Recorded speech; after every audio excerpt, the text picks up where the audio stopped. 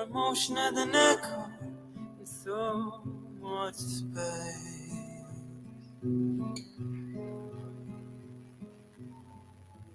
When you out there without care, I was out of tone. But it wasn't because I didn't know, no.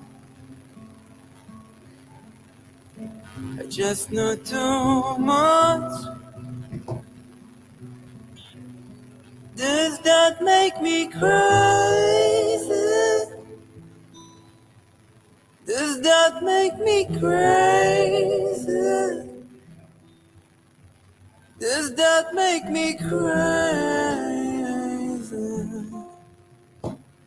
Possibly.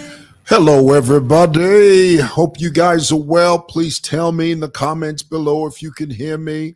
Hope you've had a great day. We've been trying to hold the fort here at Simoson Building the last several hours. I think we're succeeding. I do. I think we are. Guys, what's going on? Could somebody please tell me? Please tell me in the comments if you can hear. I can hear a bit of feedback in my headphones. I'm not sure if you can pick that up. Tell me in the comments if you can pick up any feedback at all. This is something you don't see every day. She says, you're on time today. Thank you. Well, thank you for paying attention to that, Leah. I appreciate you so much. Loud and clear, somebody says. Who is that? Gary Daniel says that. I'm trying. My voice is a bit hoarse. Daniel, I don't see anything on there. We can hear you loud and clear. Hear as in H-E-A-R. The here that you are referring to is a locale or a location. Location, H-E-R-E. You have to slip in a lesson in there somewheres. You know, in the South, south of the Mason-Dixon line, they say somewheres. They don't say somewhere. Hope you got, listen, a few shout outs before we begin. Monica, hello, Monica. No feedback, loud and clear. I'm glad to hear that. Thank you, Monica. Morgan, is that Morgan? No, that's watching from Choma. Choma, thank you. Whether you're watching from the Maldives, Kwakasomo, Kuchinsali, Western Province, Southern Province, Melbourne, Australia, Bogota, Colombia. There's a place over there in Cape Town called Ghost Town, South Africa, where lawlessness lives and no police officers are allowed there. If you're watching me from Ghost Town, Cape Town, South Africa, honey, call the police, but watch for a few moments. We're going to talk about a few things today. Okay, real quick, I just wanted to bring something to you that's been making the rounds on social media here in Zambia. As you know, and I really want to bounce this off of you. I really would love to bounce this off of you. Two things. The first thing is Tayali's new groove. Now, when you hear someone say, you know, that what's your new groove? It means what's your new status? You know, what are you doing? What's the new thing that's going on with you? Let me bring you up to speed.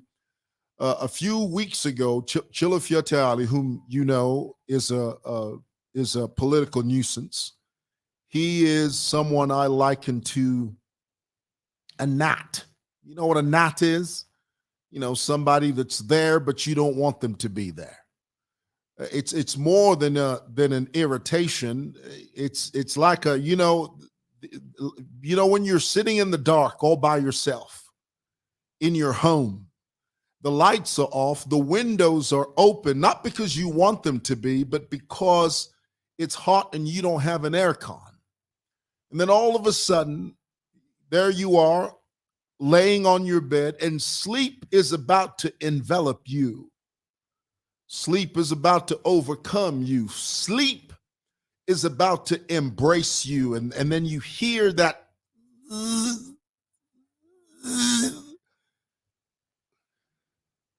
That's Tayali.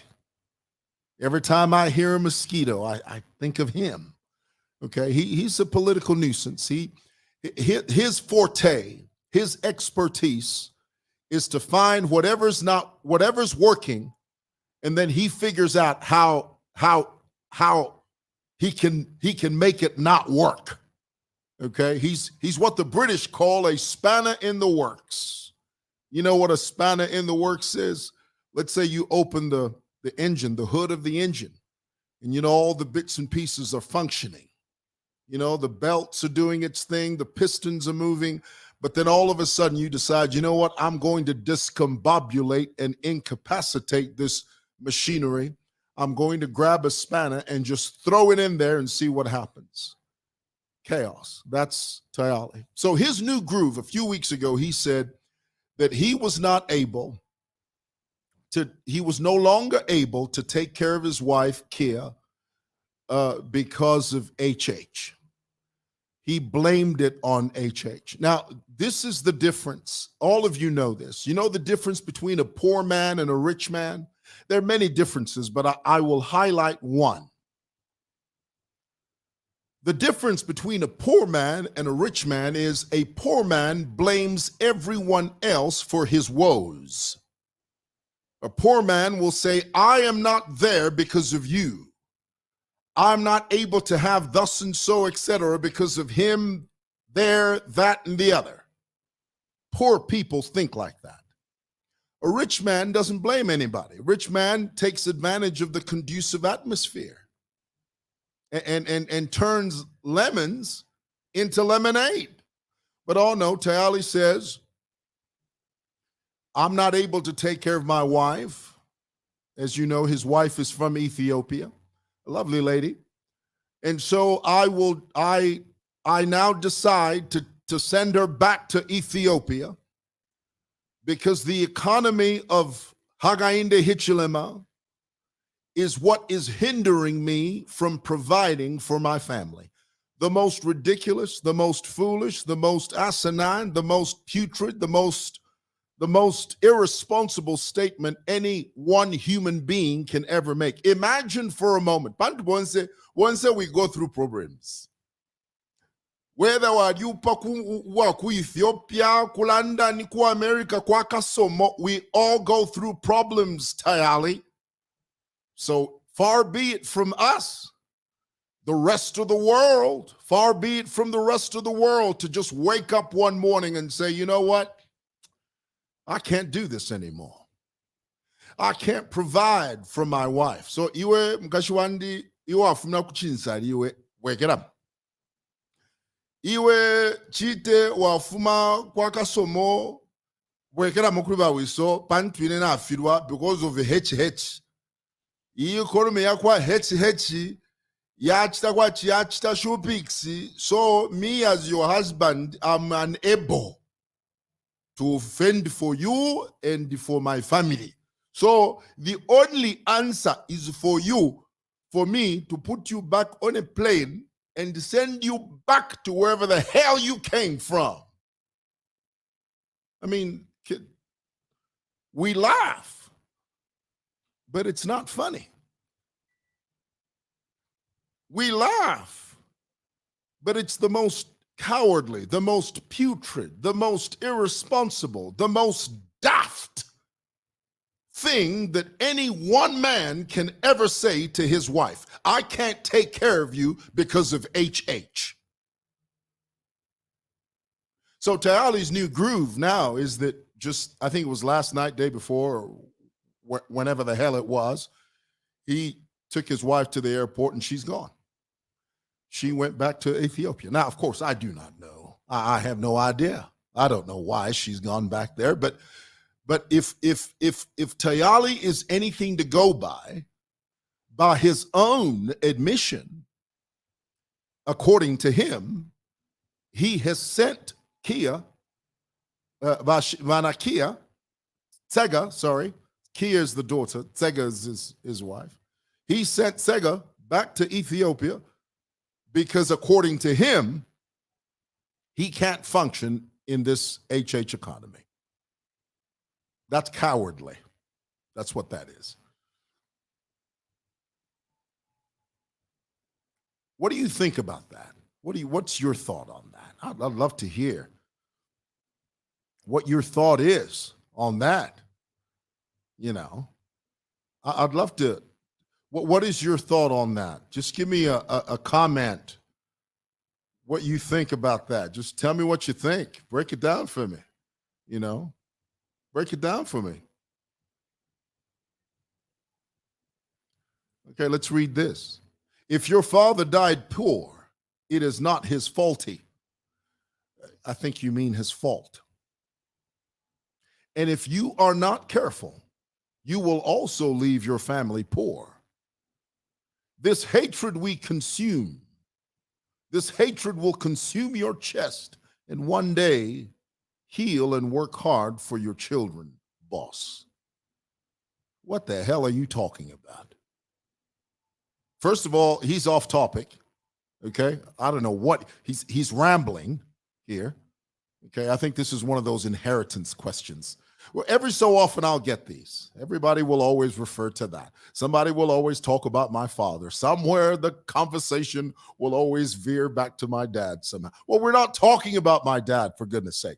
Guys, stay on topic, or else I'll block the heck out of you. That's what I'll do. Somebody says this is personal. Guys, it's not personal. It's in the public domain. Anyway, I just wanted to hear your view on that. So let me continue. The other thing I wanted to talk about is Operation PF PA. Let's be honest. PF is about to crumble. The patriotic front is about to fall apart at the seams. The PF is about to come down like a house of cards. All it's going to require is Chilufyateali to pull out one card, and it will all come crashing down. Operation PF PA. What that means is Operation Split PF in half in many fragments. Chilufyateali is one of the architects of the destruction of the PF. Anytime you get a political endorsement from him, that is political suicide. You're setting yourselves up for destruction, and you know it. He's got you set up. He's sitting at you, laughing at you, and looking at you like a bunch of idiots because he knows exactly what he's going to do. PF, Operation PF, PA, is in full swing. Yeah, already the cracks are beginning to show. I mean, I was reading today, Miles Sampa was complaining about there are elements within the PF that seem to hint and suggest that the convention will not take place in March of 2023. Those are the cracks, you know, and the very fact that you've got all these different factions within the party. Abena Chishimba Kambwidi, Abena Emmanuel, Abena GBM, so many of them. And each one has a cluster, has a conglomeration, has an amalgamation of supporters that are willing to die for them because in their minds, PF will somehow miraculously come back into office. Well, I hate to be the one to have to tell this to you. I hate to be the one to have to be the bearer of bad news, but every single solitary PF member has to understand this one thing. You will never return. You will never come back into power. You will never ever sit on the seat of power. Your time has passed. To the left, in the words of Beyonce, go home and do something else. That's the truth. Love it, leave it, or hate it. That is the truth. Operation PF PA is underway. All right. Lastly, I want to talk about this here. My dear friend, MUTINTA MAZOKA. It came through the wireless last night. We all heard last night that MUTINTA had resigned. Now, I did try to call her, you know, I did, because MUTINTA is a friend of ours, and we've known that family for many years. Just to give you some backstory, MUTINTA's father, Mr. Anderson Mazoka, and my dad were friends. You know, because in Zambia, there are only 6 degrees of separation between all of us. All of us know somebody that knows somebody that knows somebody that knows the person that we know. It's called the 6 degrees of separation. All of us have that. Okay, so my dad knew Mr. Mazoka, and I'll never forget the very first time my wife and I first met Mr. Anderson Mazoka. This was a few months out. This was many years ago. Maybe 25 years ago. Could be more. I forget. But he was. My wife and I had gone to. I'm not sure if they still call it that now. It was the Ridgeway Hotel in those days. We had gone there for some wedding or party or something. And we were walking. There used to be an ATM machine by, I think there's a salon there now. Muzambe salon, meaning a hairdressing place, but it's actually salon. There used to be an ATM there, and we were walking down. This was late, might have been maybe 19, 20 hours, We were walking down there, and then Mr. Mazoka hopped out of his car. One of the most handsome men I've ever seen in my whole life. I mean, in those days, Anderson Mazoka, he walked out of his car and, he was dressed in this amazing, immaculate suit, and he was so kind to us. And hi, how are you? Hello. The first time I'd met him. Well, Mr. Mazoka, he founded the party called the UPND, which is now in office now. MUTINTA MAZOKA is one of his children. And she was, of course, not only by default, but by participation as well, because MUTINTA MAZOKA, as many of you know, is a very highly educated woman, very educated, very smart lady, Her father founded this party, the UPND. And, through their struggles, they've been through hell and back. People that were visibly UPND during the reign of the PF, during the brutal reign and the iron-fisted reign of the Patriotic Front, anyone in those days that was visibly and notably UPND suffered at the hands of PF. MUTINTA MAZOKA was one of them. She went through hell. I mean, hell like you wouldn't believe. I remember one time she was arrested for, I forget what it was, because in the PF, it was just everything and anything. And I remember I'd gone to, I think that was that Woodlands? Yes, Woodlands Police Station. I went to see her. I walked in and for some reason, they couldn't put her in the cell because I think there were women or men in there. It was full or something. And so they put her in the corridor. So I found her asleep. This was in the middle of the day. She was laying on a mattress and she was covered under some blankets. And I found her there in the corridor. And, she was asleep and I woke her up and she looked up and she said, hey, she calls me Mwewa. Hey, Mwewa. And, she was in a cheerful mood and we spoke, we talked. But my point is, she's been through a whole gamut, a whole spectrum. I mean, the pendulum has swung from left to right in her political life. She's been through hell. And I was a little nonplussed, I'll be honest with you. I was a little shocked to hear that she had resigned. Now, I don't know why she has resigned. I'm not going to sit here and speculate. But here's the problem. When I tried to call her last night, she wouldn't pick up the phone. And I sent her a message. And she shot me a very short message back, And I said to her, I said, well, MUTINTA, I messaged this. I said, when you don't clarify, you create room for speculation. So but I did say to her, I said, look, when you're ready to talk, I, and of course, many other people that love you and that care about you and they want to see you win. We want to see you succeed. Everybody's here for you. So, and I said that to say this, I do not know what the reason is.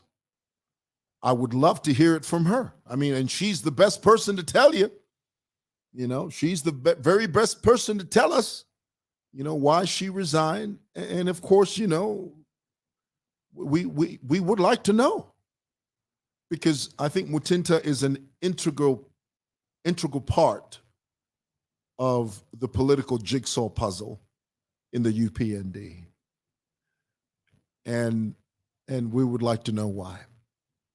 And the best person to tell us why is her, not speculation. Okay. All righty. Well, I thought I'd share that with you.